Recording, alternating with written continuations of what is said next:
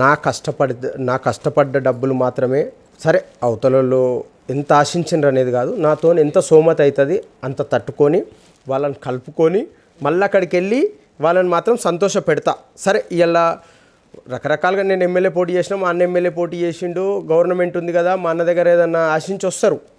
కానీ నేను వాళ్ళని ఆశించినంత కాకుండా నాకు తోచినంత వాళ్ళకి సపోర్ట్ చేస్తూ వాళ్ళతో కలుపుకుంటూ మళ్ళీ వాళ్ళకు ఒకవేళ వాళ్ళు నారాజు ఉన్నారని ఎక్కడైనా తెలిసినా కానీ కూడా మళ్ళీ వెళ్ళి కలిసి చేద్దాం. రాబోయే రోజులు మన రోజులు ఉంటాయి, నేను మీరు అనుకున్నది చేస్తా అని చెప్పి ఖచ్చితంగా వాళ్ళతో మమేకమై మాత్రం పనిచేసే తత్వం నా దగ్గర ఉంది కార్తిక్ భాయ్. రైట్. అదేవిధంగా చంద్రయానగుట్ట నియోజకవర్గంలో కాంగ్రెస్ పార్టీ 2 విభాగాలుగా విడిపోయింది. ఒకటి ముస్లిం కాంగ్రెస్, 2 హిందూ కాంగ్రెస్ అనేసి ప్రచారం జరుగుతుంది. అది వాస్తవం కాదంటారా?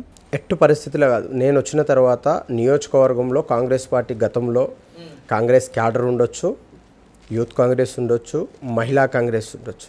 ఇవాళ తెలంగాణ రాష్ట్రంలో మా పిసిసి అధ్యక్షులు పిలిపించినా మా ప్రభుత్వం ఉంది కాబట్టి మేము ఏ పథకాలు అమలు చేసినా కానీ కూడా ఫస్ట్ ప్రోగ్రామ్ నియోజకవర్గాలలో ఎక్కడ జరుగుతుంది అంటే మీరు ఎక్కడన్నా కనుక్కోవచ్చు, చాంద్రాయణగుట్ట నియోజకవర్గం హైదరాబాద్ డిస్టిక్ కమిటీలోనే జరుగుతుంది. ఇది మిగతా ఎక్కడ కూడా మేము ఆర్మీ సోల్జర్స్ లాగా ఉన్నాం. ఈరోజు వాళ్ళందరూ లేనిది ఈరోజు నేను ఉన్నానా?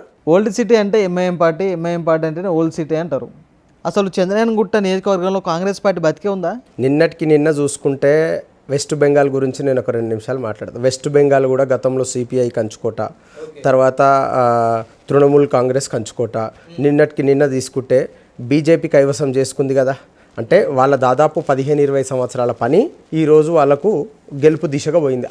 ఏదో ఒక రోజు చంద్రాయణగుట్టలో కూడా ఖచ్చితంగా కాంగ్రెస్ నేను పని చేసుకుంటూ పోతే ఎవరో ఒక రోజు, ఇప్పుడు మన గవర్నర్ ఎవరు తమిళసాయి గారు 7 సార్లు ఓడిపోయినరు.